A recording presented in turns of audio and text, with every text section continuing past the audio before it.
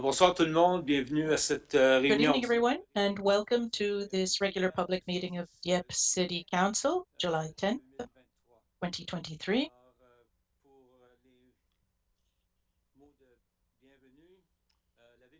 To open the meeting, the city of Dieppe recognizes that the land on which it operates is part of the traditional, ancestral, and unceded territory of the Mi'kmaq. This territory is covered by the treaties of peace and friendship that the Mi'kmaq jointly developed and signed with the British Crown in the 18th century. The treaties did not deal with the surrender of lands or resources, but in fact recognized Mi'kmaq title and established the rules for what was to be an ongoing relationship between the parties. Dear colleagues, let's have the serenity to accept the things we cannot change, the courage to change the things we can, and the wisdom to know the difference. I would now like to call the meeting to order. We have quorum. Are there any conflicts of interest? Is there a conflict of interest? Councillor Leboutier has declared a conflict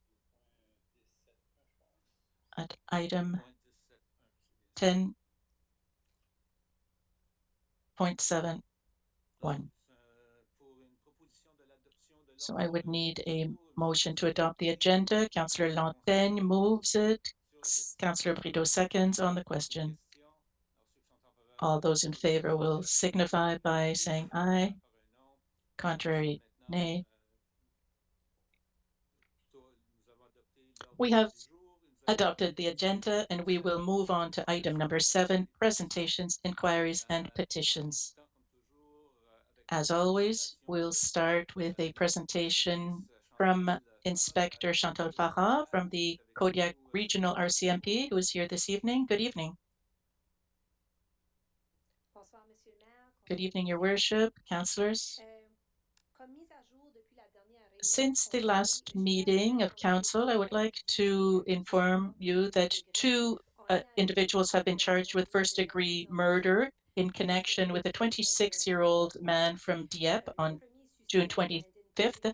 The first suspect, Brandon Patrick Leblanc, was charged in court and is supposed to return to court tomorrow for his plea. And then the Major Crimes Unit arrested a second suspect, Adam Robichaud from St. John, a 41-year-old, who's also charged with first-degree murder. He was remanded into custody, and he is scheduled to return to court on June 13th to enter a plea. As always, I'm telling the public that if ever you have any information that we don't already have, if you know of any details that might be helpful to us, please do contact the RCMP, because sometimes a little bit of information might be very important. So please contact us, or once, as always, you can use Crime Stoppers online. Another update on the patrol, just to point out that it was a very busy weekend last weekend. It was very hot. We had a number of tourists, and we had some the Atlantic National Automobile Show here. We were very busy in terms of operations, but everything went over very well, and we were very visible, and the public likes to see us. Now, the tactical team for the traffic control and unit, we're going to continue our joint operations with the technical control unit. And just a reminder to drivers to respect the highway code and do your part to make sure we maintain good road safety. And in closing, for community police services, I just wanted to share some information on initiative.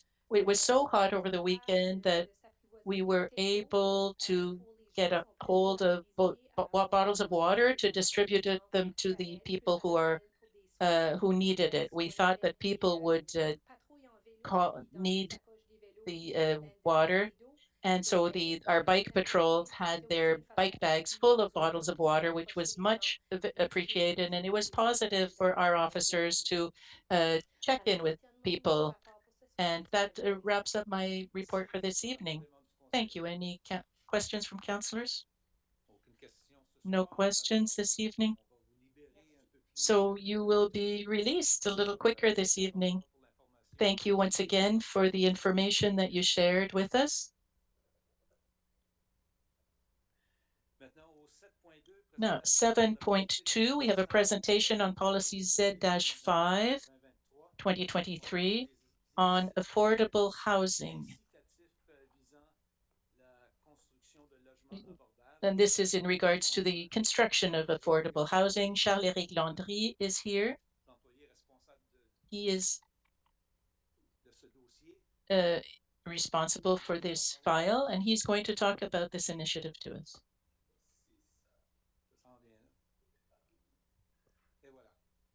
Here we go. Good evening, Your Worship, councillors. I'm here to present this policy that we are proposing to the policy to promote the construction of affordable housing in Dieppe. Now, just to explain what's been done towards the development of the policy, we did a survey of the different municipal affordable housing policies throughout the province of New Brunswick. Different municipalities have different programs.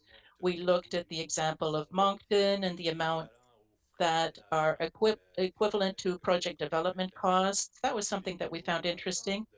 And for example, in St. John, the grant is conditional on an affordable housing grant from another level of government, from the federal government or the provincial government, or from different organizations such as CMHC, which is a primary partner in this field. Now, what we're proposing is it's a temporary measure that could be strengthened, and we're developing a strategy. Right now, we're studying the needs, but we'll be able to develop a strategy that will be able to strengthen this policy, depending on what we learn as we study the needs and what the objectives will be in terms of the strategy. Now, the content of the policy, well, very quickly, the policy contains an introduction, explains the scope of the application, and then the policy itself talks about the administration and decision making, affordability, minimal requirements, pre-approval, the ineligibility, retroactivity as well. What we're proposing is to make it retroactive to January 1st of this year. So any projects that are already underway would be eligible to apply. And it also talks about how the funds will be distributed. There's then a section on the grant amounts. When again, the generalities and then the ratio of affordable housing units to the total.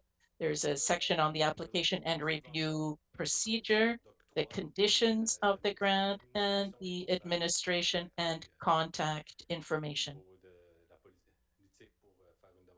if you want to apply or if you have any questions. Now, the affordability of units. This is just an example here of what is affordable housing. For example, the CMHC, their main grant funding program is the National Housing Co-Investment Funding Program, NHCF. For them, affordable housing is defined as rent at 80% of the median market rent. In Dieppe, for example, according to CMHC, the median rent would be $1,120, and 80% of that is $896. In Moncton, it's a little more. In Riverview, or in Moncton, it would be 875. In Riverview, 780. And for the CMA, the census metropolitan area, it would be 875. Over a 1 year period, the difference would in Dieppe between an affordable housing unit and a regular unit would be $2,688. So the financial implication, we're talking here about the reimbursement or a grant for the development costs. For example, if there are here you can see, for example, if you at 660 Centrale Street, they have a permit of 12 units for $9,075, or the largest permit for multi-unit dwellings over the last few years. So was at 865 Gauvin, 141 units for $150,075. So if we apply a policy of 30% affordable units, there would be 42 units would be affordable out of the 141, or for 71 units, 21 would be affordable as a minimum to be eligible to the program. And that's my presentation. Thank you. Any questions from councillors? Councillor Boudreau. Thank you, Your Worship. Thank you for your presentation. It's excellent, and I hope that this will have a positive impact in the region. I have a question on the study that was done on median rent and affordable rent. We noticed that in Dieppe, the median rent is higher than in the other municipalities in the Greater Moncton area. There's a difference between the three cities. So in the idea of what is affordable, but why is there this difference in terms of affordable housing in Dieppe compared to Moncton or Riverview? Wouldn't it be the same level of affordability in the three? Well, affordable housing, as defined by CMHC, is 80% of the median market rent. And since the median market rent is higher in Dieppe than in Moncton, 80% of that is a little higher to make it affordable.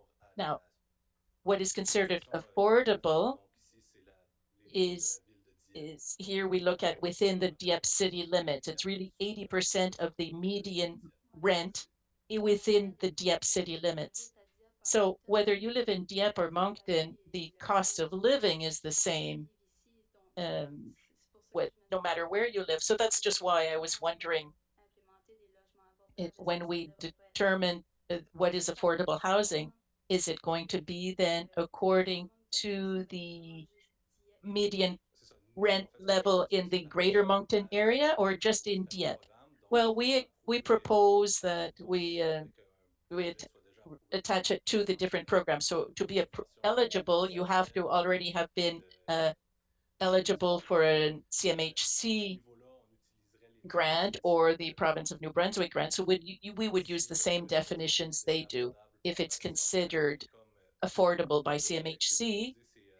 And the other objective of using these programs is that they are better equipped to follow up on the situation over longer than a year.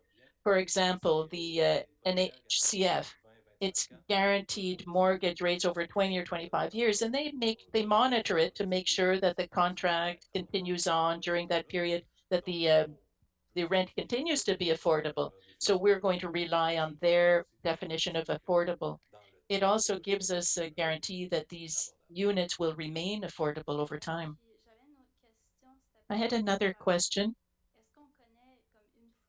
Once we have built these affordable units, who will have access to them? Will there be priority given to certain groups, single families, single parent families, or will it be open to anybody, first come, first serve? Well, once again, it'll depend on the different programs. Some of these programs are more specific in their clientele. For example, CMHC or the provincial government will really target specific client groups. What we propose here is something that allow us to act quickly, to launch this affordable housing initiative quickly. But what we're trying to do in the end, and this comes back to the question of the housing strategy that we're going to work on, for which we have to identify the needs. Well, perhaps we will be able to identify certain needs for specific client groups, but that will be a first action at the time.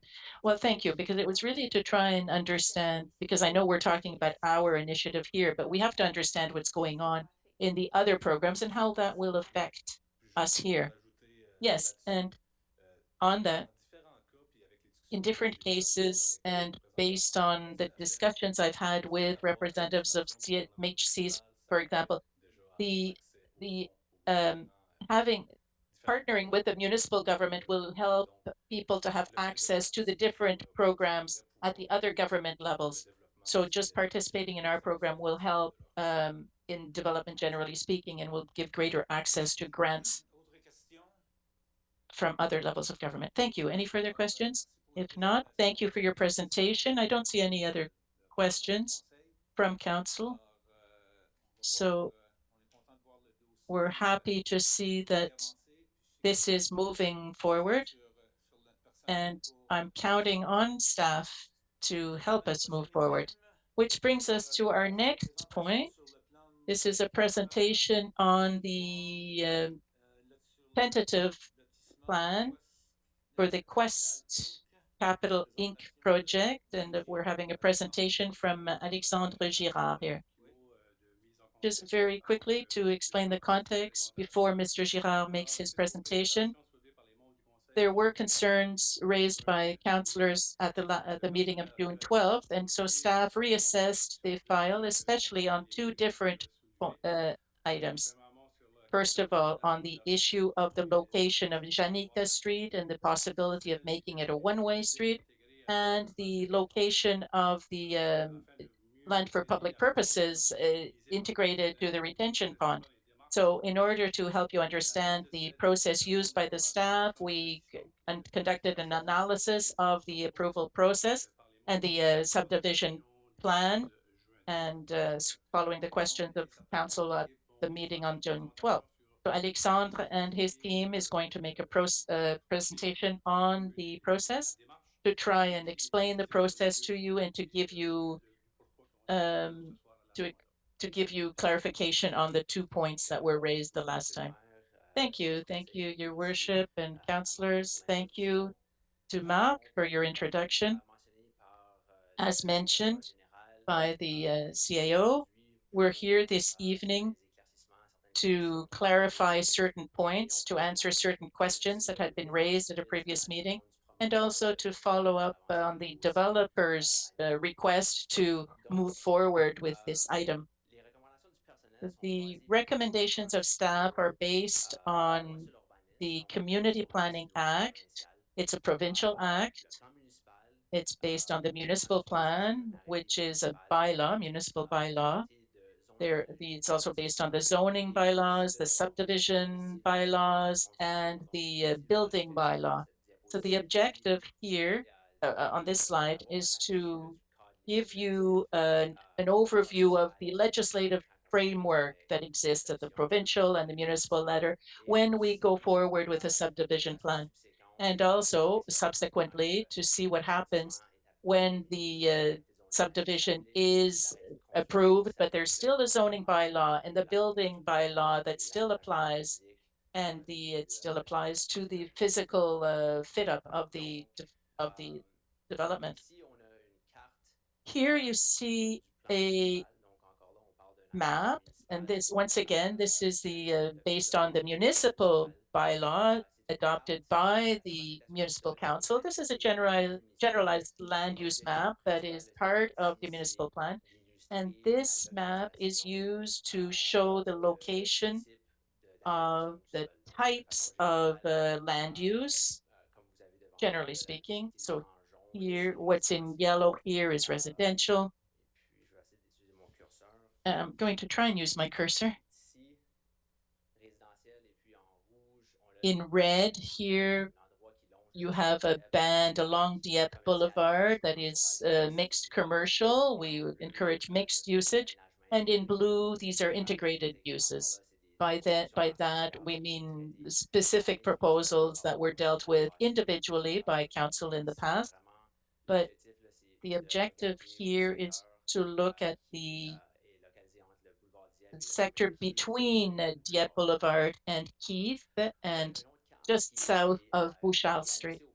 Now, this is another plan. This is the conceptual map of the future collector roads, part of the municipal plan. And I'd just like to draw your attention to where my cursor is. Here we go.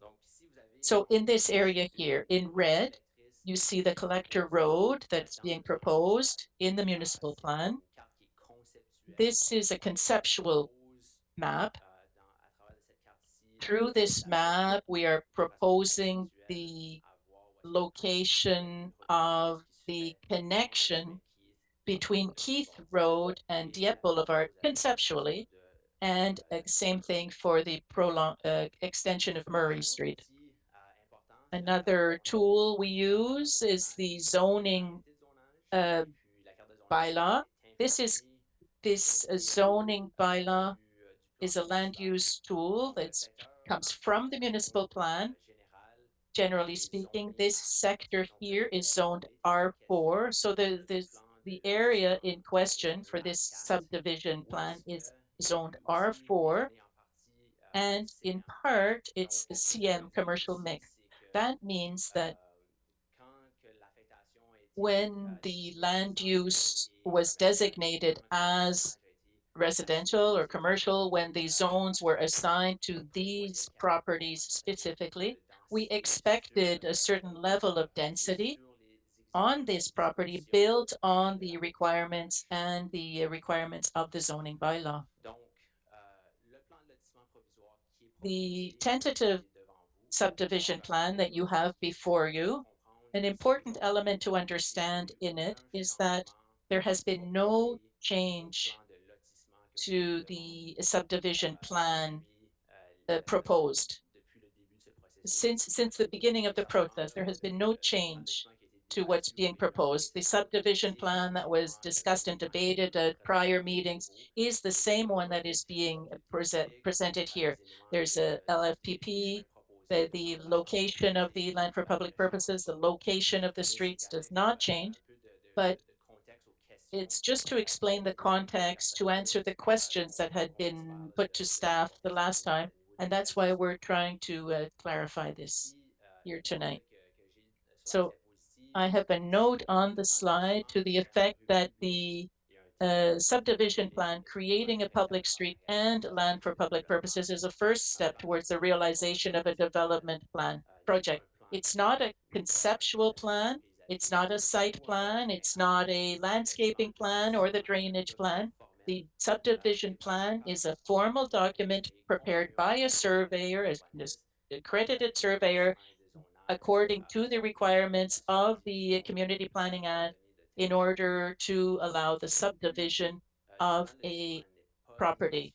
The subdivision plan does not identify the exact location of future buildings or the parking or the level of density being projected, but tries to make sure that the land is able to accommodate the future development and respects all of the zoning and subdivision bylaws. Without this plan to create public streets and land for public purposes, these large properties could not be developed as the municipal plan and the zoning bylaw uh, plan for. One element that had been brought up in the prior meetings, a particular element that had been dealt with by the PAC is the width of the road and is more specifically the right of way for Origin Street. As I had mentioned in the previous slides, the municipal plan did call for a collector road between Keith Road and Dieppe Boulevard. The key element that had been discussed at previous meetings of the PAC were the issue of the width of the right of way of Origin Street. So within the subdivision bylaw, there's a distinction made between a minor collector road and a major collector road. And because we were somewhat between the two in this case, we needed a minor and major collector road. So we thought that we'd put in the municipal infrastructure level within the right of way based on the standards of a major collector road, but without having the width of one. So as you can see here with the crosscut in front of you, where we have all of the municipal infrastructure as necessary, including sidewalks, a multifunctional trail, and the roadway itself, where the roads will drive on.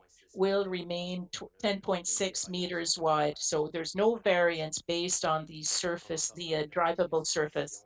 Now, this is a decision that had been made by the PAC to reduce the right of way from 25 to 21 meters that had been supported by staff. The development and the level of the plant density, well, as I mentioned, R4 does provide for a high density mixed residential use. You could find townhouses, row houses, multi-unit dwellings, and daycares. Once again, the impact on the direction and feasibility of a proposed development. In this case, in the subdivision process, there are certain things that can change with regard to a development. So it's important to take the particularities of the property of the lot into account, the topography, for example, the ground conditions, the drainage, and market conditions. So there's a certain level of information that is necessary before developing a subdivision plan, and there are a certain number of information that is exchanged before a building permit is issued. Now, what you have here in front of you is to illustrate all of the different components of the zoning bylaw, and more specifically, the provisions of our four zone that has an impact on the density of the proposed development project. So what can have impact on the density? Well, the different requirements that will regulate the height of the buildings, the setback of the buildings, the buffer zones that are necessary, the amenities that are necessary, recreational areas, all of this will have an impact on the density of the project. Here we see it as a table. Here we give some more details. For example, when we create a lot within an R4 zone for multi-unit dwellings, we it says that the lot has to be a minimum of 750 square meters plus 50 square meters extra for each unit of each per unit for each dwelling unit, over 3 for a multi-family dwelling. So once again, the maximum height is 20 meters. The setback, well, this varies based on the yard. If it's a front yard or a side yard, for example, the amenities, once again, we require a certain amount of space that has to be set aside each time we create a housing unit. So this is a physical space that has to be dedicated for these amenities or recreational areas. The required parking is here and the lot coefficient as well. Here you see um, a conceptual rendering of the what is being uh, allowed here in R4. There's a maximum height of approximately 20, well, no, a maximum height of 20 meters, which can be about 6 stories. We can have row housing as well, but there are no buildings of over 6 meters high, 6 stories high. Sorry. Now the slide here will gives you an overall view, a conceptual view of the density that could be built on this whole property on each of the lots. We have lots called A, B, C, D, and E that are the lots 23-1000 to 1004. Those are the numbers that we have in the subdivision plan. And according to our preliminary calculations, we can expect that there might potentially be approximately 1,359 units. But once again, once we take into account the height of the building, the setbacks, the amenities, the space reserved for amenities and recreational areas, the density might not be exactly 1,359 units. And that's where, when we get to the stage of concrete plans, then at that point, we'll have a much better idea of the actual level and the actual density. But this gives us an overall view, an idea of the density that we can expect in the area. And this slide here gives us a little bit of context, the location for the lands for public purposes as proposed. It's not only for this site, but with regard to the whole sector. The location and the shape of the land for public purposes, has been chosen based on discussions with the developer, but also because of its central location for the whole neighborhood. So as we see here, we would have access to it from Keith Road and also from the new proposed road, which is Origin Street. So what are the factors in choosing the location of the land for public purpose? So it has to benefit the whole municipality. Now, the dimensions of the land for public purpose allow a certain amount of flexibility to staff and to the municipality. So it depends on the maturity of the project. So we'll be looking at different scenarios and so forth. If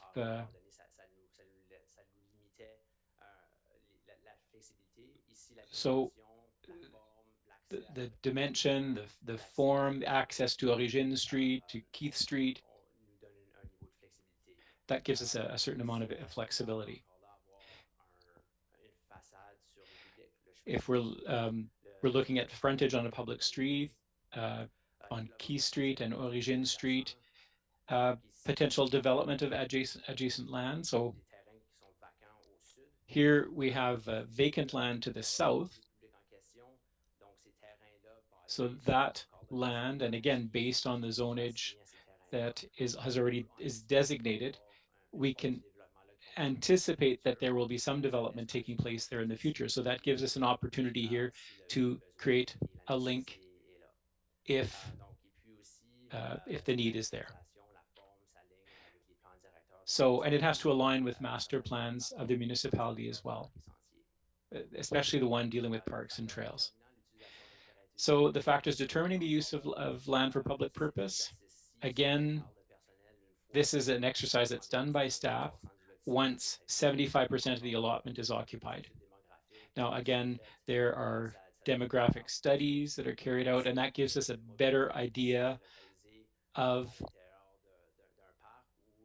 what we would need for the park or public space.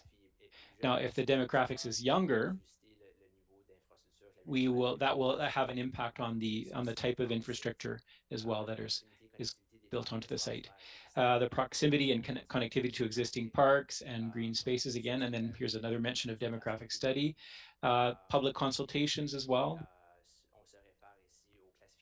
And here I'm referring to the classification of the type of park in the Parks and Trails Master Plan. So that was a plan that was adopted by council, and staff follows those classifications of those park classifications to make a determination. Now, with regard to the retention pond integrated into the land for public purpose, again, that facility has to comply with the master plan on parks and trails. There are provisions within the master plan that mention what the key elements are with regard to putting in a retention pond. And this is a natural feature within land for public purposes. User safety is always the top priority for the municipality, and we also try to apply best design practices. With respect to Janica Street, and more specifically with the idea that it's of a one-way street. Now, Origin Street has been identified as a collector road, and Origin Street would connect directly to the Janica Street, the existing Janica Street part to facilitate to connection. Now, things can develop during different phases as well. And that's why there is an evaluation that's done by a third party to determine if the street will be a one-way street, if the council decides that Janica Street should become a one-way street based on the information that's being presented in this study, that would require an amendment to another municipal bylaw. So, but that's not something that we will take into consideration at this point.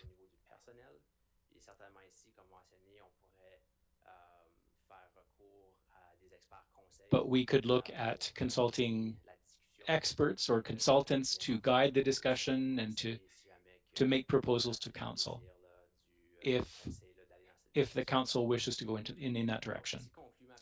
So that's it for my presentation. We are available to answer any questions that you may have. All right. Are there any questions from councillors?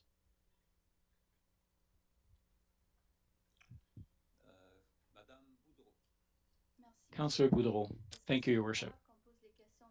Should we ask our questions now or should we wait till later at the meeting when this item comes back? Well, I think we're here right now, so let's ask the questions now.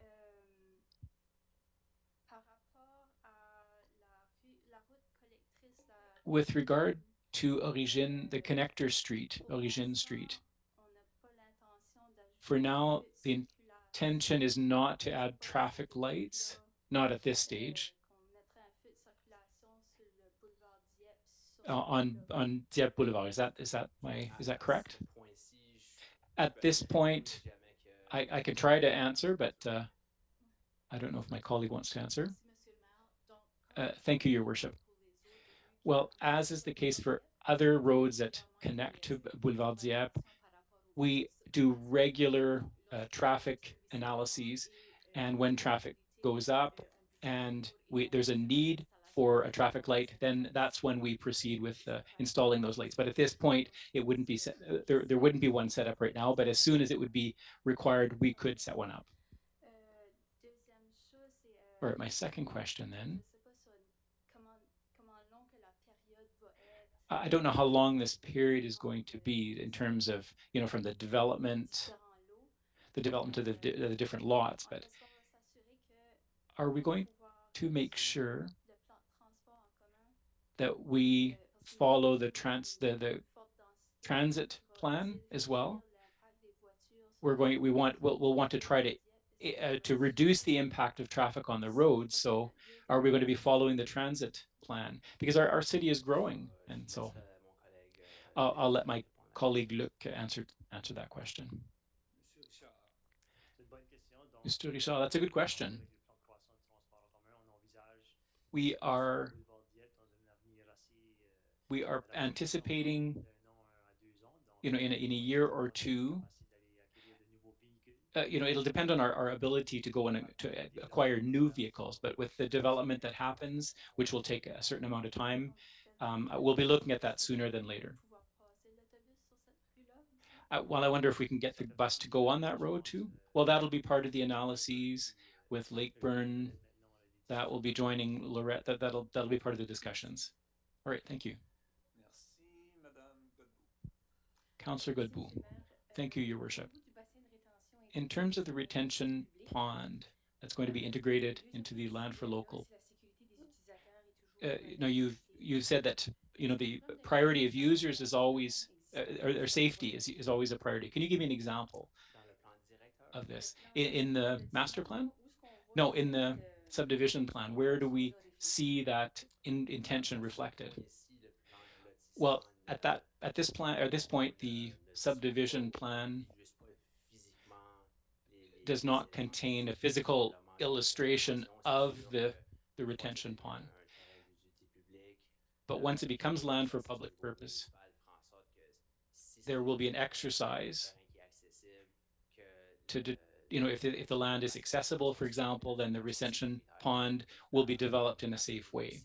But at this point, the intention of the subdivision plan is not to illustrate that level of detail.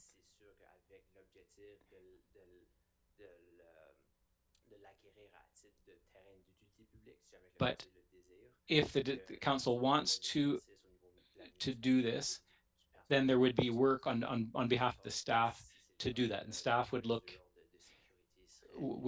make sure that we take into consideration the security features or safety features rather. All right, when we look at in terms of best practices, is a retention pond a best practice in this type of case in urban planning? Well, maybe I'll let my colleague, Mr. Bourque, answer to that question. In my view, incorporating natural features within land for public purposes is a recognized practice. It's something that's worth incorporating into an LPP. But in terms of what else can be done and what the best practices are, well, the master plan lists those practices, and I don't know if Raymond is there. There he is. Do you want to answer that? Okay, go ahead. Yeah, so my question is incorporating a retention pond in a land for public purposes, is it a best practices that we see in other municipalities? In our master plan, we talk about in terms of a naturalized pond, where there's an opportunity to see plants and animals.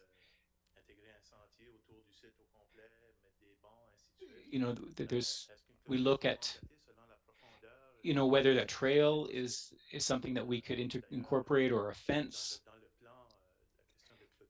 In the plan, parks with fences are the preference, but there are examples already. There's a Rotary Saint-Anselme Park already that has marshes. There's the Aquatic Center, Doreen, Dieppe Boulevard. There's a retention pond there, and there are trails in those areas. And we're looking at a land that's 1.4 acres in size. That gives us an opportunity to develop play areas, maybe not right against the retention pond, but those are all things that we would be looking at when we get to the design stage. But this plan was adopted in 2015. But it's been 7 years since we haven't created new parks. So we'll have to look at how we can incorporate the pond into that land. And then so the bigger the parcel of land that we have, the more opportunities that we have in terms of land use. So we do see an opportunity in this case. We'll have to work on the development piece of it to see what the best use that we can make of the land is. All right, thank you. Councillor Thibodeau. Thank you, Your Worship. When I look at the configuration of all the proposed streets, do we know which street will be created first? Because I think for Janica Street, if the other streets are built before Janica Street, nobody would have an interest in going by Bouchard Street to get to this complex. So I think it would be a good idea to start with the other streets before getting to that one. Just a suggestion. Thank you for your question. It's a good question. And it's probably something that the public would be interested in hearing as well. But generally speaking, now this is a market related question. It'll depend on the developer. It will depend on where they want to start their project, how fast they're going to be able to develop the land, depending on market forces. So ideally, this project would be built very quickly and they could complete all the phases so that there's a good connectivity. But at this point, we don't have the answer to that question for you. The developer's here today. I don't know if he wants to say something about it, but I just want to be clear with you that this is not something that we can require based on the process that we presented to you. All right, I understand. Thank you. Any other questions from councillors? No further questions? Perhaps there are questions from the members of the public? Now is probably the best time to ask questions. Or the developer might want to have something to say as well.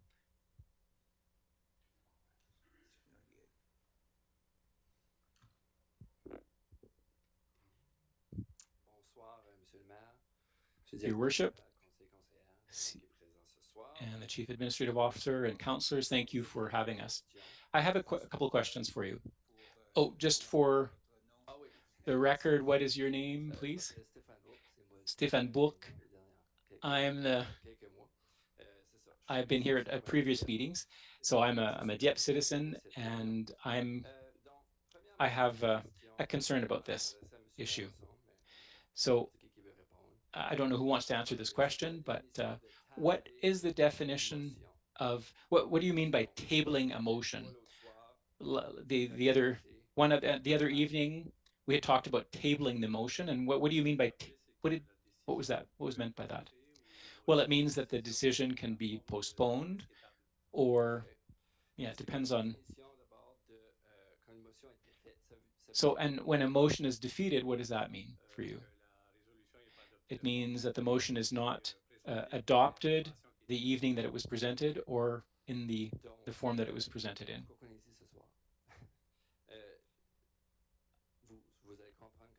So I think you'll understand what I'm getting at, but 2 months ago, we held a meeting, and the councillors had asked that this matter be tabled. We said that we needed more information. We're not going to be making a decision tonight, so we're going to refer it to the month, and then a month later, and then on June 12th, what was the vote? What did councillors vote? Are you asking a question? Yes. Well, the vote was that the councillors would not adopt the resolution as presented, and then so following that, the councillors asked for a clarification, as we have done tonight, and so the staff made a presentation on Janica Street and on the idea of it being a one-way street, and they also mentioned the retention pond that would be integrated into the land for public purpose. So that this is the information that we're presenting to councillors. We're giving and the purpose of presenting this information is that councillors can answer the questions that were asked. All right, maybe I'm not understanding this well, but when we table a motion,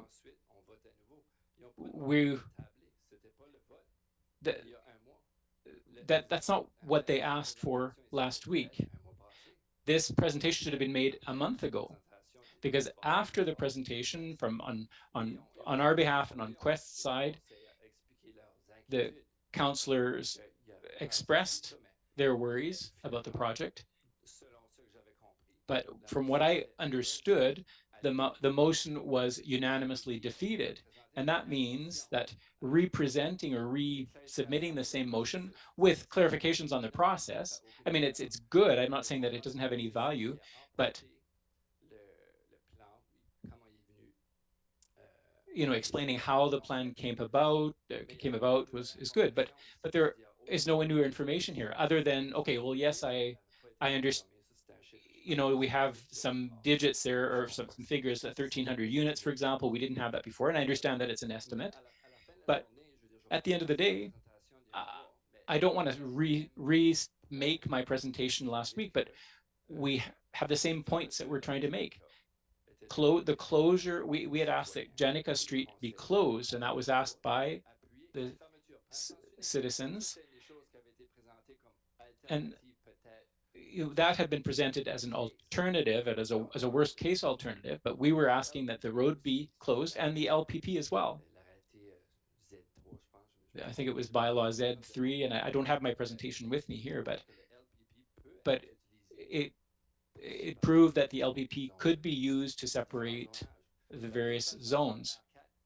So the presentation on R4 is interesting. We never disputed that, but that is not what we're debating. We know that it's a high density zone, and we're not here to stop things from happening, but we had asked, and what council had supported was blocking this plan in its present form. So my question I have, maybe this is a question for Mr. Girard, but does the current plan, and I understand your logic, I know that you didn't come up with this plan, on writing it down on a napkin a Friday afternoon, but is this the only plan that's possible that can satisfy engineering requirements? Is there no other way to go about doing a plan other than what's being presented here tonight?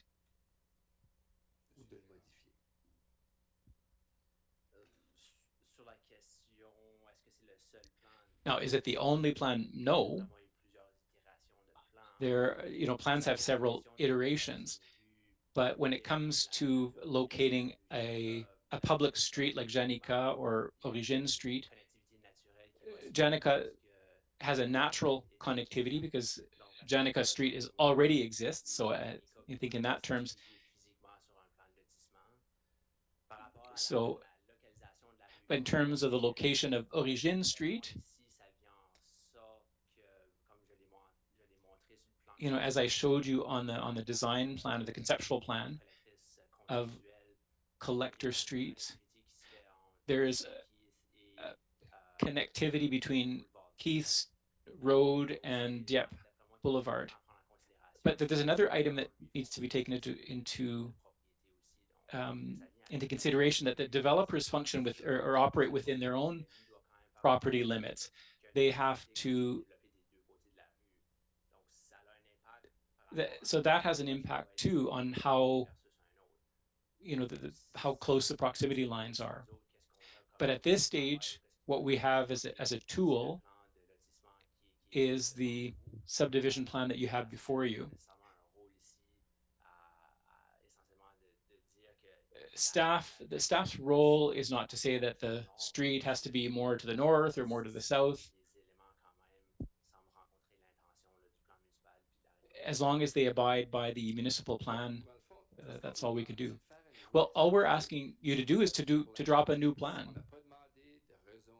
We haven't asked for rezoning. We're simply asking for a new design, because essentially, you developed, or you drew the subdivision, you presented it. Citizens stood up to oppose certain elements of that plan, and council voted to support the citizens in their concerns, so that we'd have another design. But now we're back here again with the same design. So I don't think it's that too difficult to understand that the only thing that we're asking for, like with Janica, we simply have more the lead, or the fire chief was not against it, but there was. All I'm saying is that in terms of the developer, and I can't speak for him, but the impression that I get is that they want things to go faster. They don't want to waste time. It's not good for them if things drag on. But if they don't have Janica, they have more land to work with. They don't have to abide by any setbacks. So Janica's been there for a while, yes, but it's okay to change our minds, and that's what I'm trying to understand. Why are we back here again?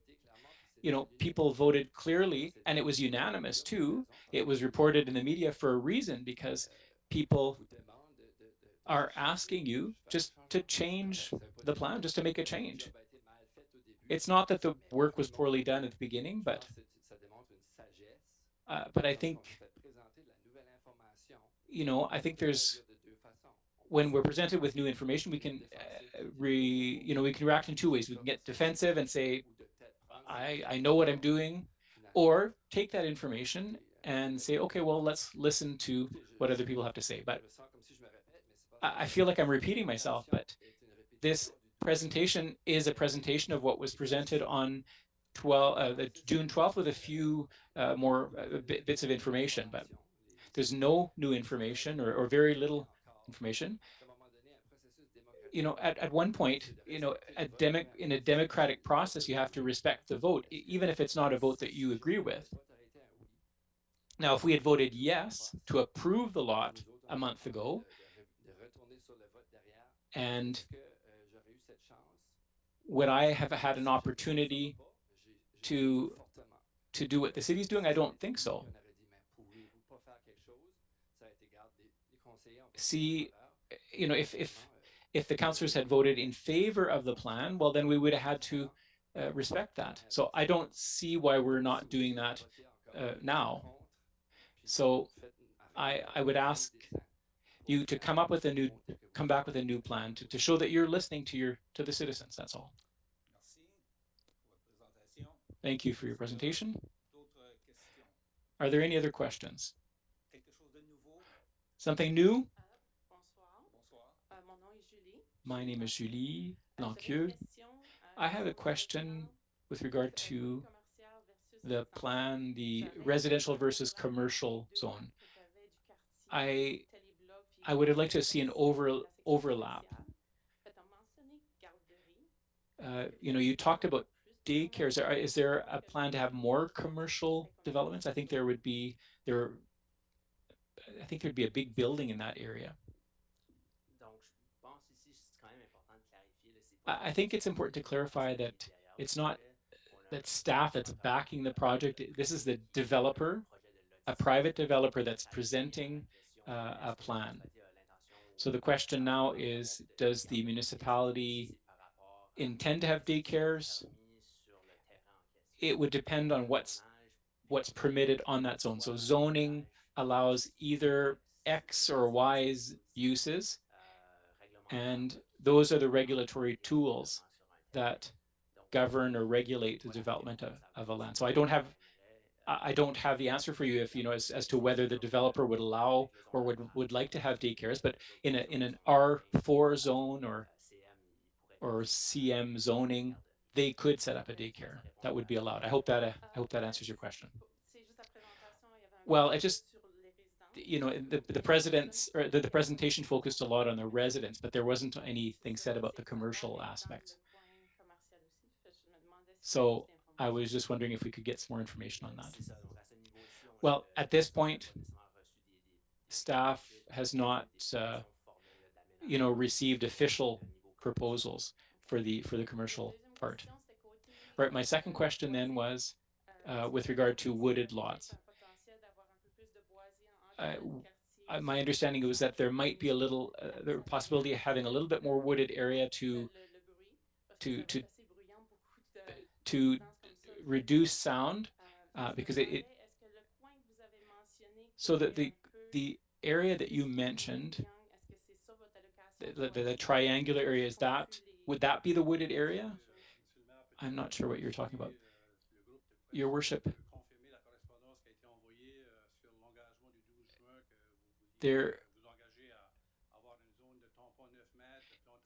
we had talked about on June 20th or 12th, we talked about the desire to have a wooded area.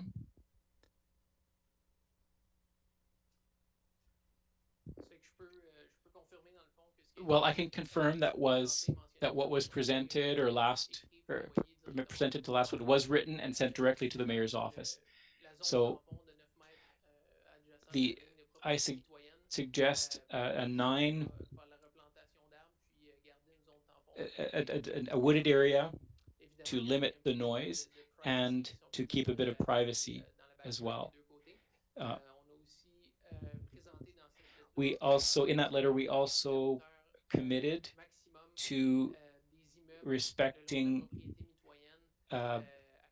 a maximum height of the building to 4 stories instead of 6 stories. So we just confirmed what we would do in a more official way to show that we're of good faith and that we will be taking into consideration the needs of the neighbors. Thank you. I wasn't sure if that green triangle with them, but must be something else. That will be a land for public purposes, a park or something like that. In terms of Janica, that was part. It would be okay if we changed Janica's street, even if it's a one-way street. People take it to use it as a shortcut. So I'm just looking out for the safety of my little guy. Autre, Peut-être Thank you. Any further questions? Yes, if you allow me to add something. And I think we seem to be going off in all directions, but I mean, the focus here this evening is on the subdivision plan. So I brought up the offer that we had made at the last council again, but as developers, it's not necessarily easy to say, oh, well, it's just a drawing, let's change the drawing. We've been working on it for a year and a half, 2 years, based on recommendations the city made. This has been a joint project. It's not just the developer, just the city. Together, we looked at it to see the best location for the LFPP, for example. So we have to understand that we bought a lot. It's zoned R4. We have shown our good faith. We're willing to work with our neighbors. We've been working on it for months, for years. And it's not just a question of saying, oh, let's go back to the drawing board. Let's change everything. We took your suggestions into account, I think, and we did our homework. We're confident in our plan, and we are confident that we will be good neighbors, that will grow together through the processes as suggested by the city.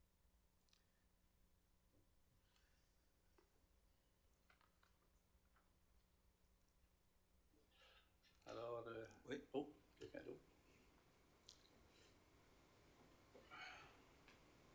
Donc, pour les fins d'exercice, Paul Landry sur la Bouchard. My name is Paul Landry from Bouchard Street. Préambule et question. I have a preamble and a question. Monsieur Comtois, Following Mr. Comtois' comments, this is new information in the sense that we understand that there was a correspondence sent to council to confirm the undertaking made by Quest. And my question will follow, but first I will read something to you.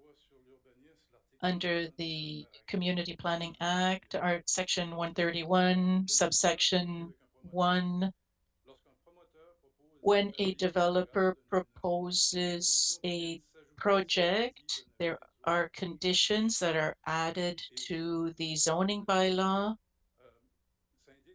and it indicates council can come to an agreement with the developer to ensure the enforcement of these conditions. So it's an agreement that is registered against the title. When a developer, if I understand correctly, if a developer, because in this case, it was the developer who proposed something orally on June 11th, and then in writing, the council can come to an agreement with the promoter, with the developer, to make sure that these conditions will be respected. And if the current developer were to sell the property, well, then all the successors would also respect the fact that, in spite of the fact that the zoning would allow up to 20-meter height, the zone between Origin Street and Bouchard Street would be a maximum of 4 stories high, and there would be 9 meters, a 9-meter buffer zone as well. So the question is, would staff or would council, have they considered this tool in their recommendations to council? This is one of the next steps. This evening, I have asked the council must make a decision on the land for public purposes and the public street. Now, when we get that later, we will look at the components and the different elements of the letter. But I just want to make sure that this is this is not a usual letter, but it is in the act. And if I don't want to throw anybody under the bus, but if Quest has given us their intention in writing, and was mentioned in the discussions that we had with Mr. Comtois several months ago and other representatives. This reflects what had been discussed, and I'm happy to hear that it was put in writing. But this might be an opportunity to consider the tool that you have in the Community Planning Act. Thank you. Anybody else?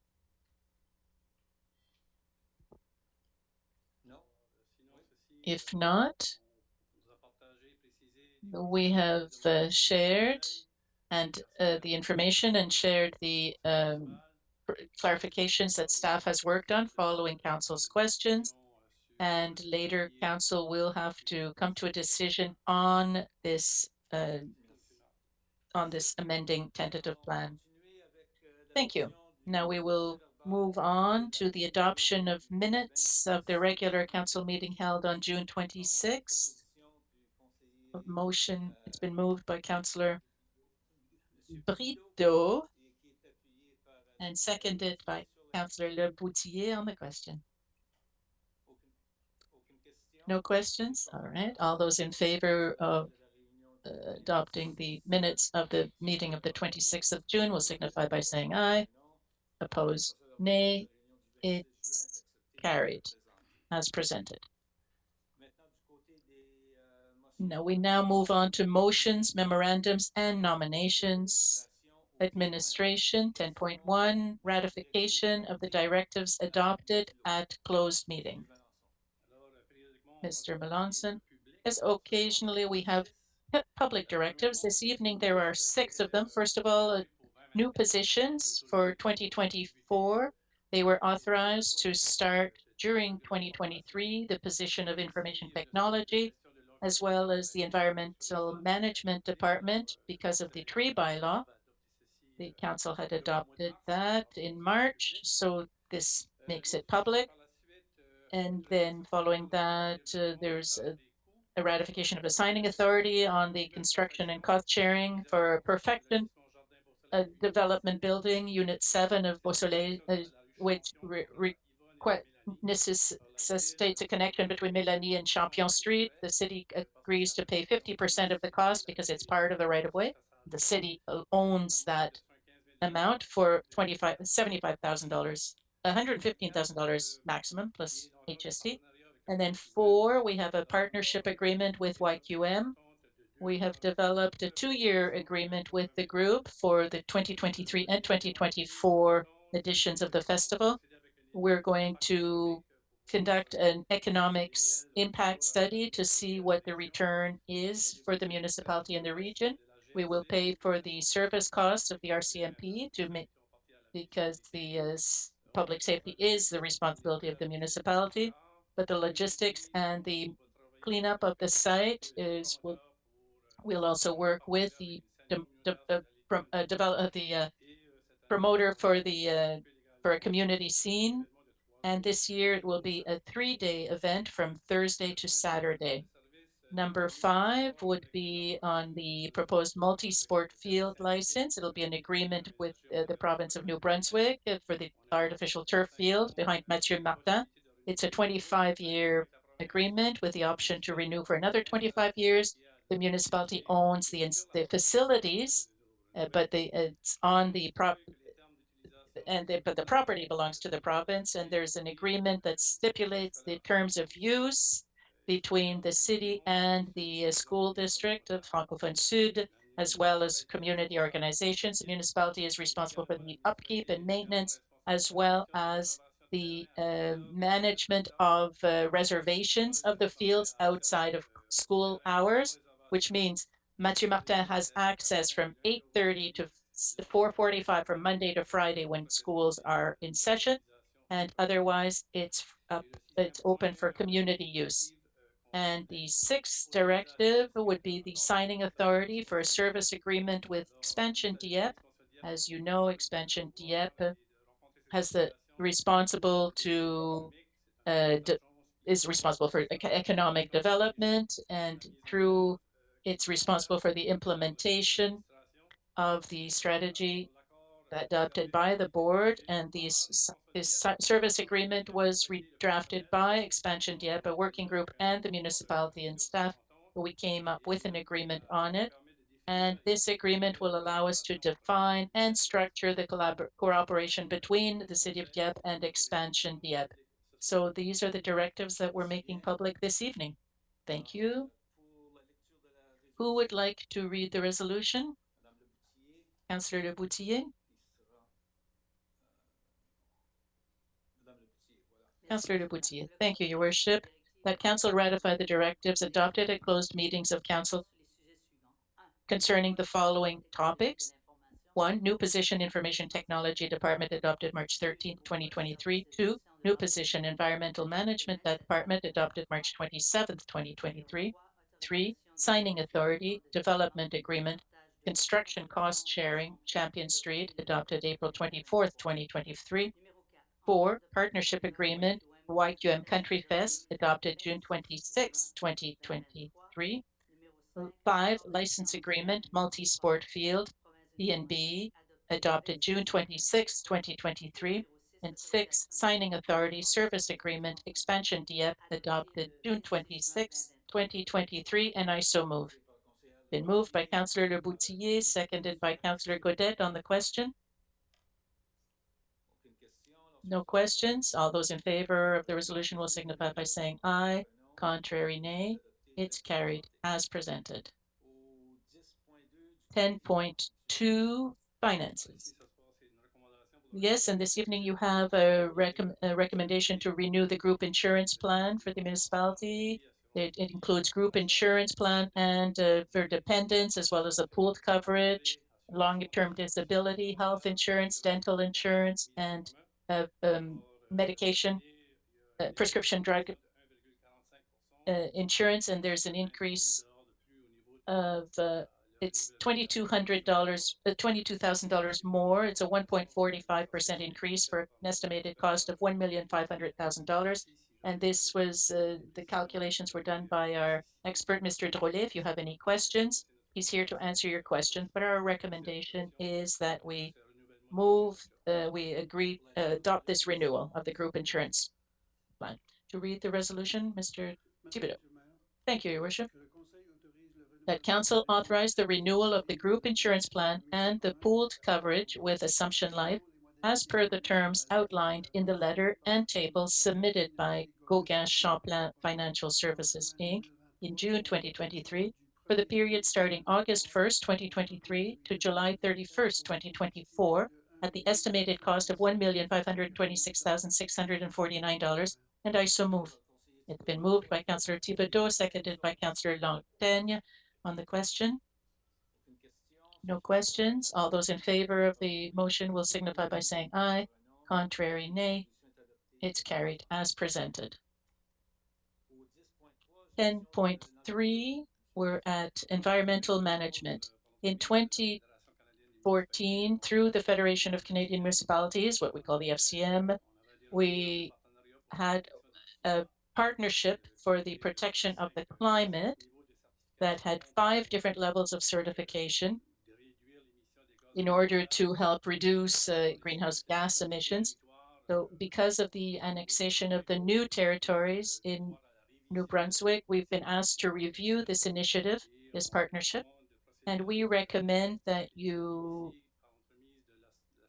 adopt this through the Association of l'Association francophone des municipalités du Nouveau-Brunswick, and to see if we can meet the municipalities can meet their objectives and help reduce greenhouse gas emissions. We recommend then that we start this review and collaborate with the Association of Francophone Municipalities, Association Francophone des Municipalités.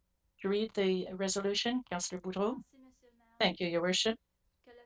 That Council commit to completing steps 1, 2, and 3 of the Federation of Canadian Municipalities Partners for Climate Protection Program.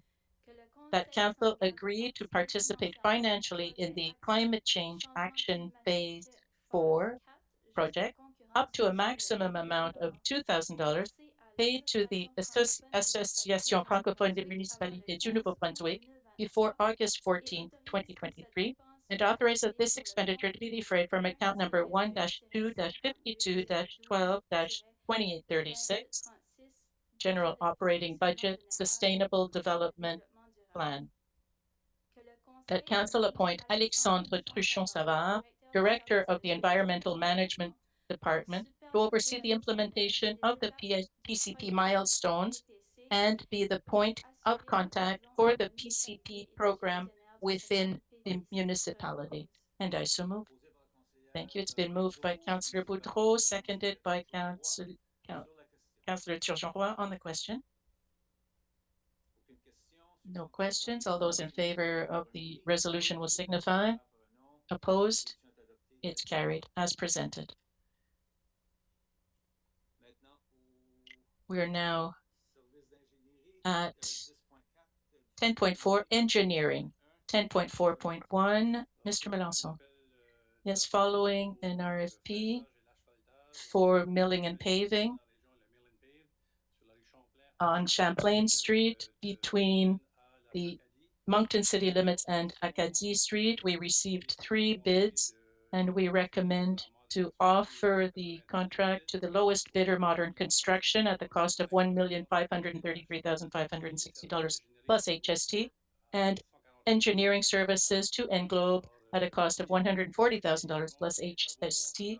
And this work is going to be done during the night as much as possible in order to have the least impact possible on traffic on Champlain Street. We know that the amount of traffic there at the beginning and end of each workday. The project should get underway shortly and wrap up by the end of August, early September.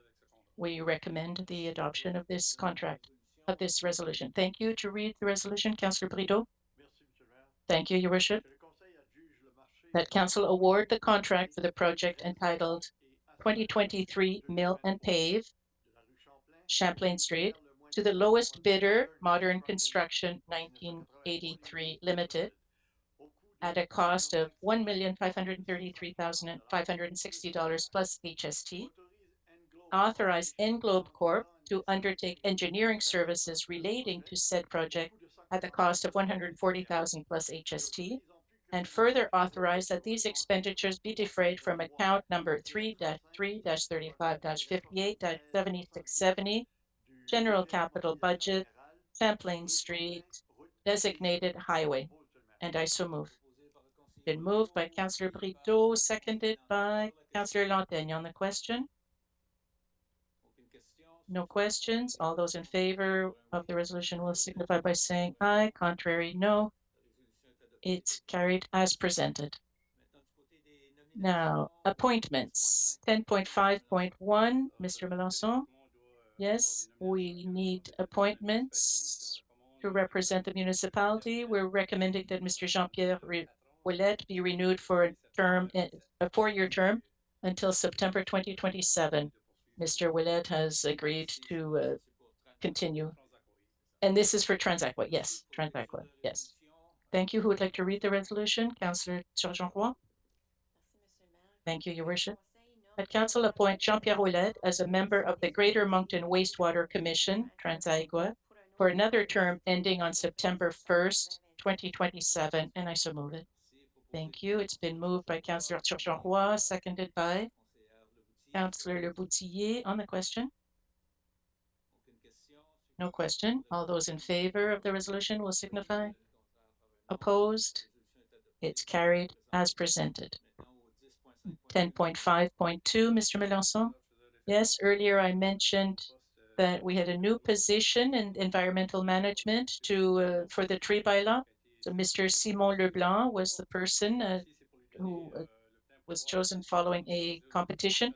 And this is to allow him to enforce the tree bylaw that will allow him to protect the trees or to assess the cutting of trees. You to read the resolution, Councillor Godet. Thank you, Your Worship. That Council appoint Simon Leblanc, urban forestry technologist with the City of Dieppe, as a bylaw enforcement officer responsible for the enforcement of the city's current tree bylaw, and that said appointment continues as long as said person remains employed with the municipality, or that the appointment is limited or rescinded by council, and I so move it. Thank you. It's been moved by Councillor Godet, seconded by Councillor Thibodeau on the question. No question. All those in favor of the resolution will signify by saying aye. Opposed, nay. It's carried. And welcome aboard. 10.6, Heritage and Partnerships. Mr. Melançon.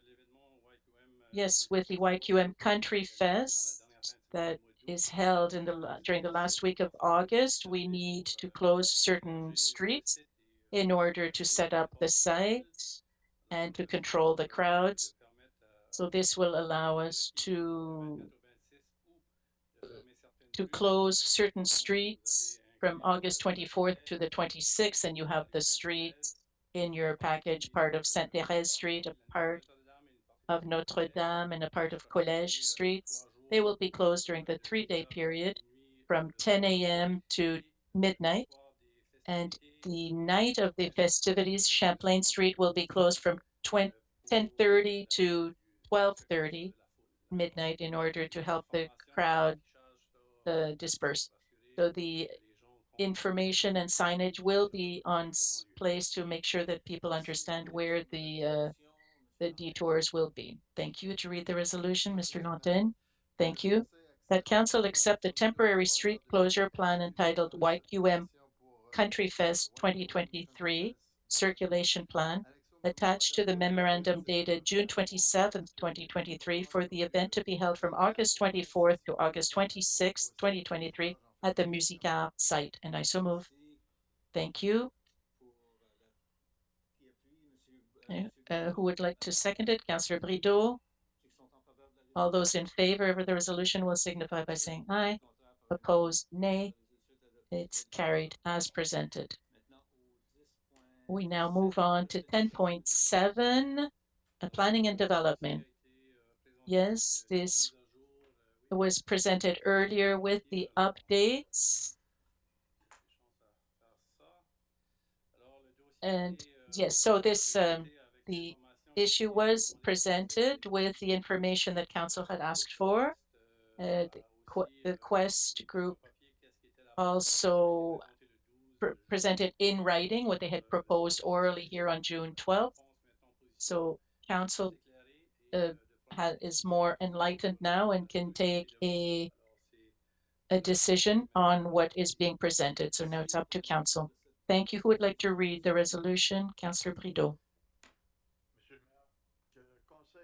Your Worship, that council accept the Planning Advisory Committee's recommendation relating to the acceptance of the Quest Capital Inc. subdivision amending tentative plan, which provides for the creation and location of Origine Street, the extension and location of Janica Street, the extension and location of Murray Avenue, as well as the location of land for public purposes. And I so move it, Your Worship. Thank you. It's been moved by Councillor Brideau. On the question. On the question, Councillor Godbout. Yes, I would like to propose an amendment. I would like to add that if this resolution is adopted, that we come to an agreement with the promoter, with the developer, to have their proposals in writing so that they could be added and registered against the lot under Section 131 of the Community Planning Act in order to accompany the subdivision plan. Thank you. Would somebody like to second the motion?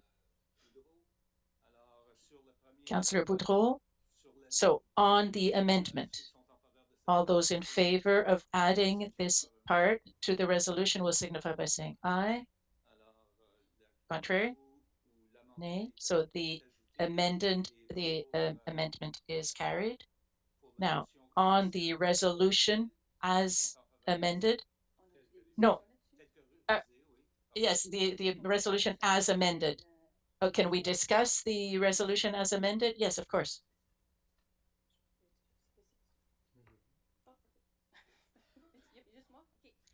Am I the only one? Okay. I just wanted to point out that I didn't feel the need to review council's decision. The decision was reasonable and the clarifications did not meet the standard of what we were asking for, but council asked that we reviewed it and we did. So now it seems to me that the location of the LFPP is not desirable. I think it's preferable to make efforts to make sure that a land for public purposes is not integrated to a retention plan or beside one.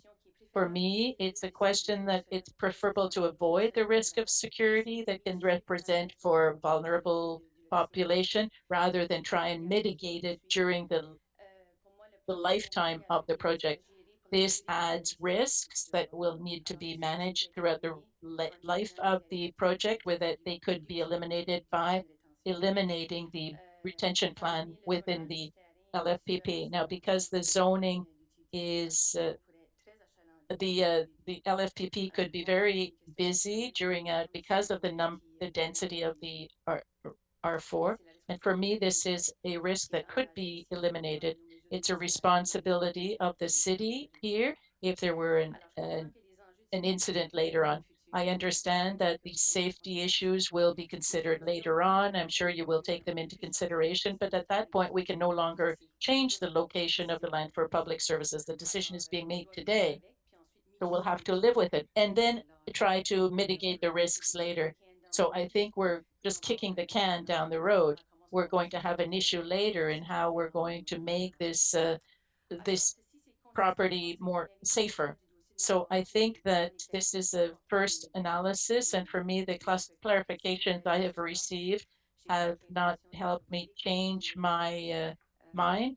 So I'm going to vote against the resolution, but I'm happy to see that we will include the promote the developers' undertakings in writing if it does go forth. Thank you. Any further comments?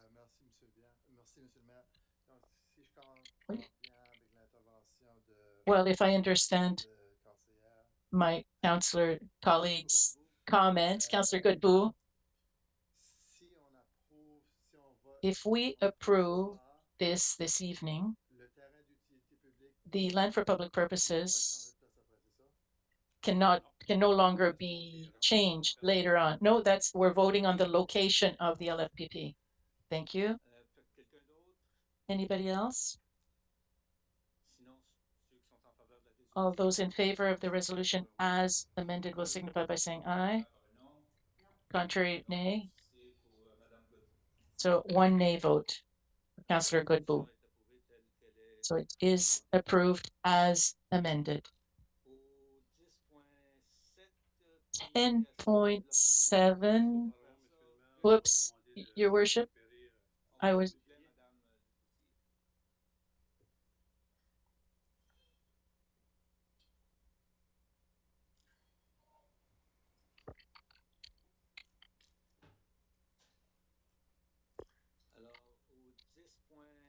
10.7.1, the PAC recommendation on the amending tentative plan, Quest Capital Inc.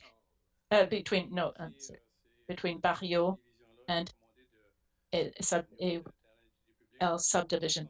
This is for we're proposing that the developer pay an amount of $3,600.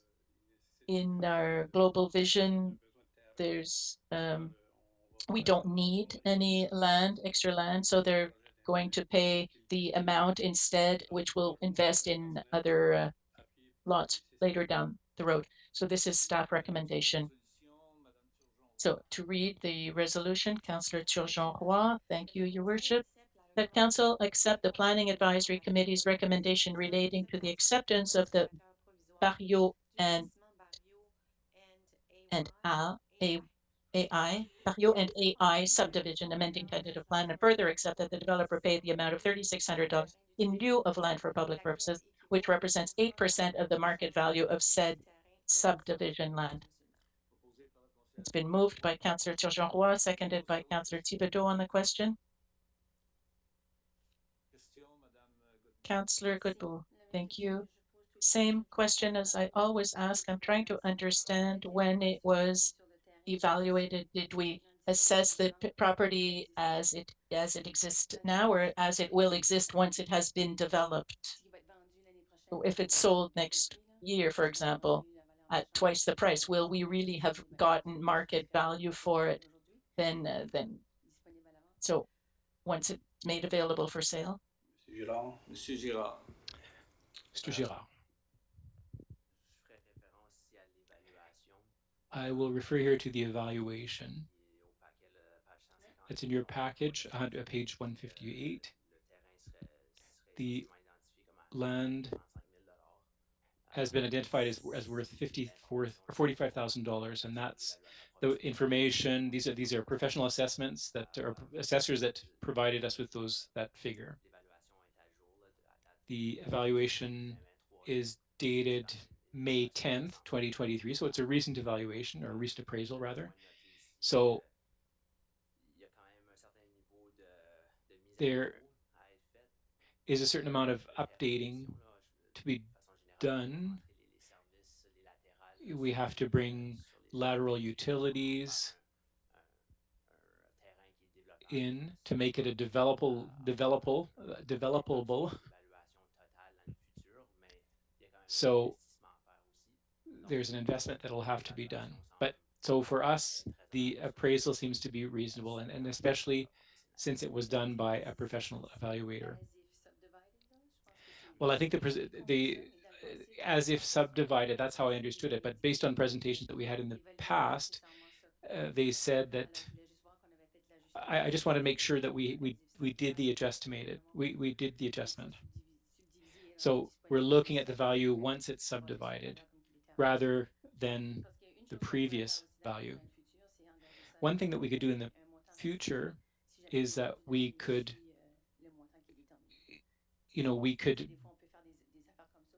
we can make sure that the value is based on the actual market value. So when it's sold later, that we'd get that amount. Any other comments?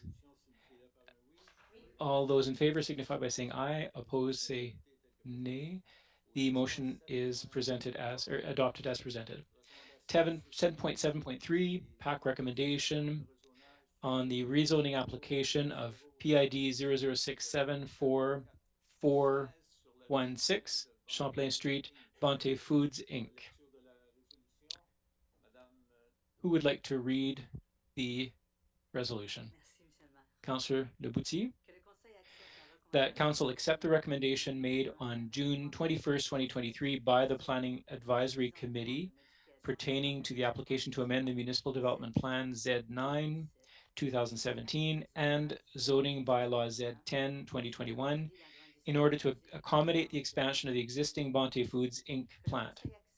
That Council further accept that this application be subject to Section 59 of the Community Planning Act pursuant to the following conditions. 1, that the lots identified under PIDs 006744416 and 70375472 be amalgamated.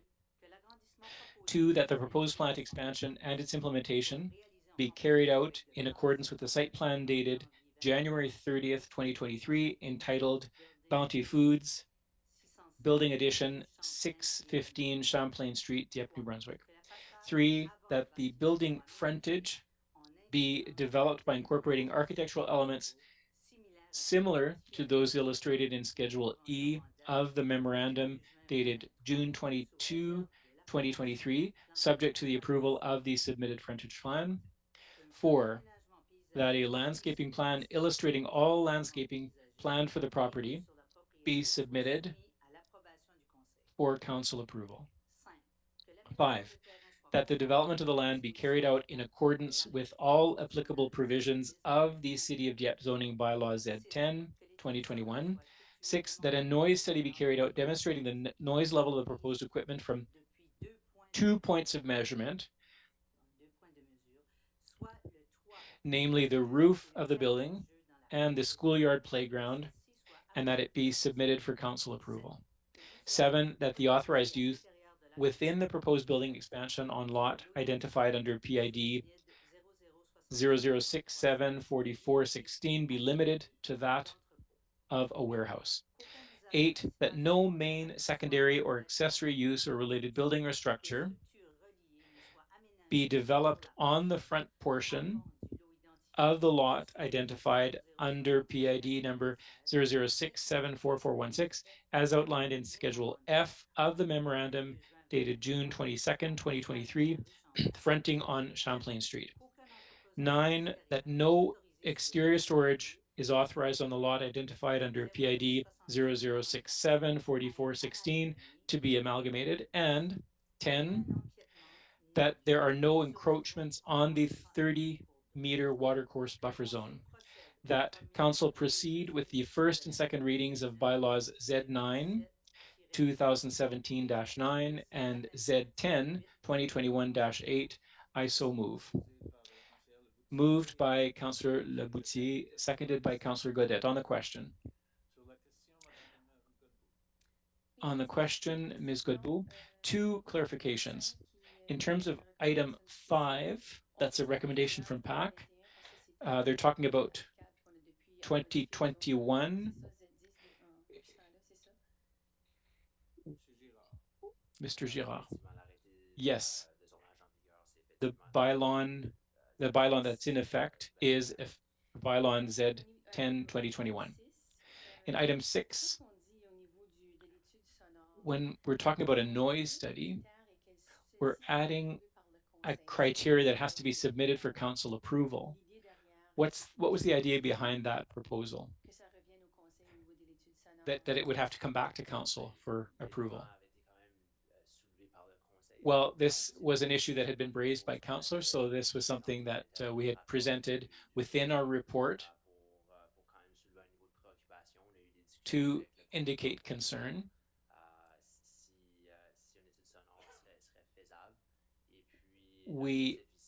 The point or the objective here is to present a study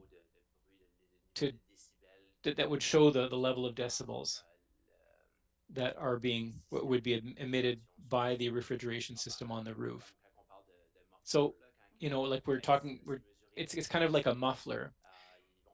In this case, we'd be measuring the decibel level beside the equipment, and that at another point that's been specified in the resolution. And this will be done by a third party, a professional third party, and it will be submitted to determine whether the level of decibels are acceptable for council. And if it's not acceptable, then you might want to make amendments or intervene at that point. But the objective is to come back to council just to get the study. I'm just wondering if we can, just to be able to give a bit more certainty to the entrepreneur, I wonder if we could determine a level that could be if it goes beyond a certain level, could we set it, like, could we provide general standards? So if do your noise study, and if it's higher than X, then come to council. I want the entrepreneur to feel that they have to come by or to come to council for every study. I think it's a bit of a heavy requirement. So I'm just wondering if there's a way we could standardize are there standards that exist, and it's only if they go beyond that standard, then, and maybe not tonight. I don't want to delay the approval of this, but I wonder, if in the future we could find a way to standardize these for entrepreneurs so that they don't feel like they have to come and present a noise study to the council every time. Well, I think those levels are pretty well defined already. There are industrial norms. Yeah, and it depends on the industry as well. There are different standards depending on the industry.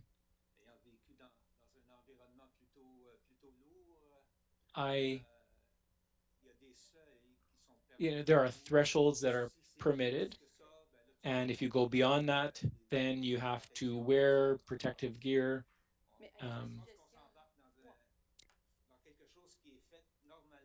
You know, this is something. Normally, that's something that provincial health and safety officers do. That's not our responsibility. Well, that's what I mean. I love that we're having a noise study. That information will be available to the public. But I'm just wondering, and we can do this after too, I presume.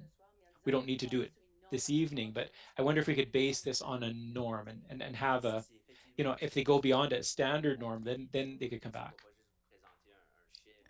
Well, we're not just going to come up present a study. We'll say, okay, this figure is related to such and such a norm, but we had a similar situation with multifamily residences situated close to the airport. There was a question of noise at that point, and the council had also asked for a noise study. And within that study, there were standards that had been established by Transport Canada. If beyond such a threshold, you'd have to adjust the standard. So it's the same principle here. Okay, well, I just would like, I'm just looking maybe if there's a way that we could kind of standardize this for entrepreneurs. Well, if it exceeds the standard, acceptable standards, it should come. So what you're saying is if it exceeds a certain standard, it should come to council, and otherwise nothing. Could we make that change? That would work for me. I think the objective here is just to have to have a certain amount of transparency with the council. So here's the noise study. We're bringing you the results back. Are you comfortable with it based on recognized industrial standards? Okay, so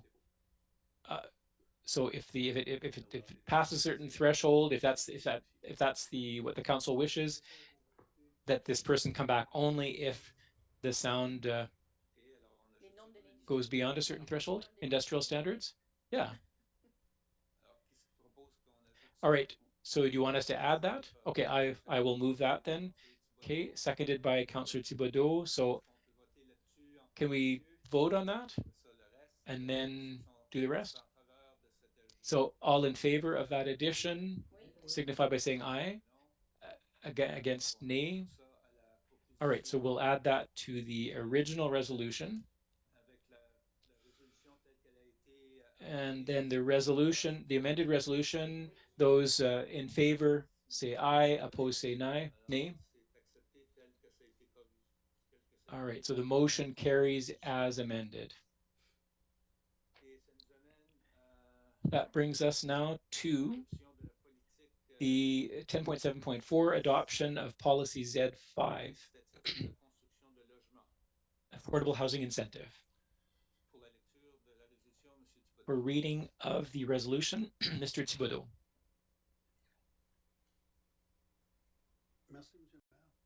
Thank you, Your Worship. The Council adopt policy Z5 2023 entitled Affordable Housing Incentive. I so move. Moved by Councillor Thibodeau, seconded by Councillor Boudreau on the question. No questions.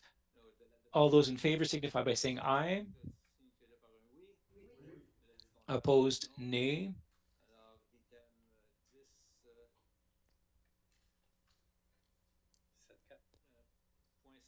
.7.4, so the motion carries. In terms of municipal bylaws now, 11.1, bylaw Z9. Who would like to read that resolution? Councillor Turgeon-Roy. by title only.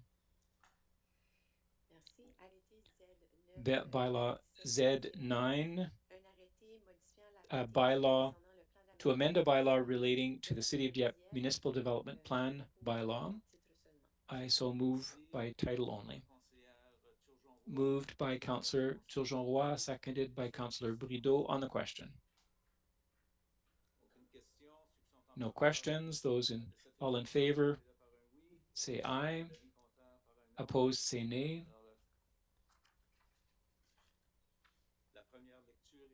So the first reading is passes. So we'll move on now to second reading. Bylaw Z9 2017-9, a bylaw to amend a bylaw relating to the City of Dieppe Municipal Development Plan bylaw. I so move by title only. Proposed by second reading by title only, seconded by Councillor Brideau on the question. No questions. So the bylaw passes in second reading by title only. Bylaw Z10 now, 2021-8, to amend the zoning bylaw Champlain Street, Bonté Foods Inc. Councillor Boudreau. Thank you, Your Worship. Bylaw number Z-10, 2021-8, bylaw to amend the City of Dieppe zoning bylaw. I so move in first reading. First reading by title only, done by Councillor Boudreau, seconded by Councillor Lanting on the question. No questions. All those in favor signify by saying aye. Opposed, nay. The bylaw Z10 passes in first reading. We will now move to second reading, again by title only. Bylaw number Z10, 2021-8, bylaw to amend the City of Dieppe zoning bylaw. I so move at second reading. Moved by Councillor Boudreau, seconded by Councillor Lanting. If there are no further questions, all those in favor signify by saying aye. Opposed, nay. Bylaw number Z10 passes second reading. That brings us to item 12, notices of motion. There are no notices. Item 13, inquiries and announcements by members of council. Councillor Godet. Thank you, Your Worship. I just wanted to wish everyone a good summer, have a good rest, and we'll see each other again in August. Thank you. Councillor Leboutier. Yes, thank you, Your Worship. I want to thank the citizens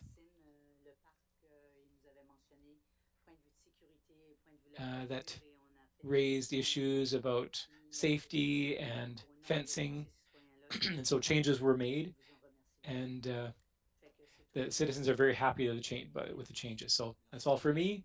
Have a good summer. Councillor Boudreau. I just want to express my gratitude to all city staffs and all the departments for the wonderful work that you do and for your dedication to our city. Congratulations to the staff who've been offering some very interesting activities in the city. I'm thinking of the Canadian Multicultural Day that started in the rain, but people showed up nevertheless for the event. Canada Day was a very successful day as well. Thank you also for Plan B to move the Wednesday show to indoors. For Canada Day, I was wondering, the focus is on young families, but in the future, I'm wondering if we can broaden that focus to adults as well and older children. I kind of felt that there was there were a lot of play structures, but for teenagers there was maybe less fewer interesting activities. I don't know if you have any answers. Okay, well, we'll take note of that and we'll consider that for 2024. But otherwise, it was a great day. I hope that when you take your vacation, that you'll take advantage of it and you'll come back and rested. Councillor Brideau, thank you, Your Worship. I have nothing for you this evening. Thank you. Councillor Thibodeau.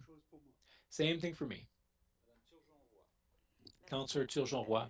Thank you. I just wanted to mention that I attended the AGM of the Dieppe Arts and Culture Center last week.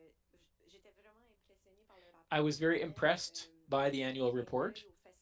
They, they presented the highlights of the year, and I just wanted to say that it's quite impressive how much our city contributes to arts and culture.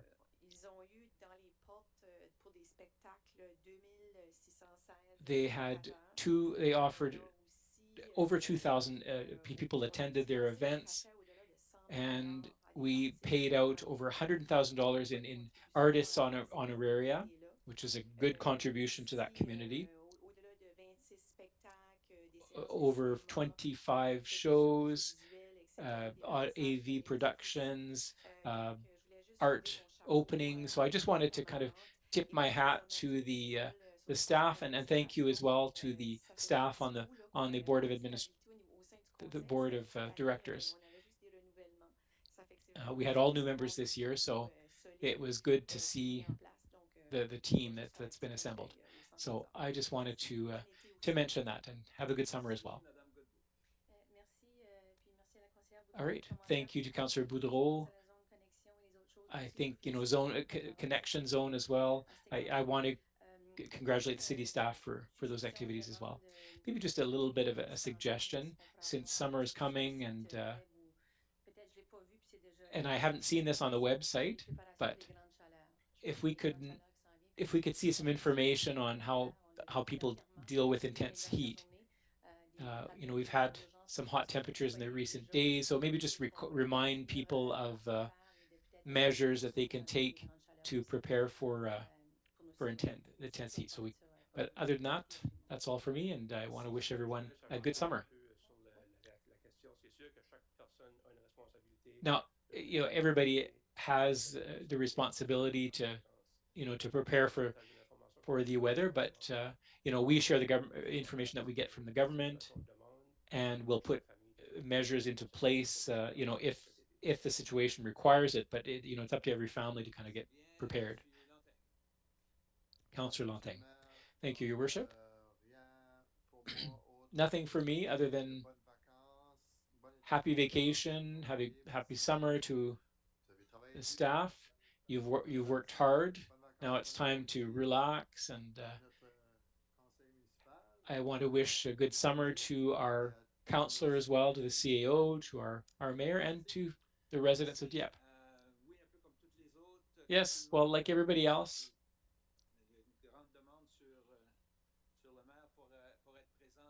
I receive a lot of requests to be present at various activities. Things are very active in Dieppe. There's lots going on, but it's all positive. I want to point out that at the end of June, the number of construction permits or building permits, we're talking about $91 million worth of permits. So that kind of development is what is going to allow us to provide quality services to all residents, whether it's washrooms along trails and in parks and in other locations. That's what those building permits that allow us to offer services. If we look at the number of staff that were hired in the last 12 months in particular, we see the progress that the municipality is making, and that is thanks to the fact that our city is growing. A city that doesn't grow or is stable and that hasn't seen the same growth as we have would not have the same amount, the same quality of service. So I just want to thank staff for all the that for their support. And now on that, enjoy the rest of your evening.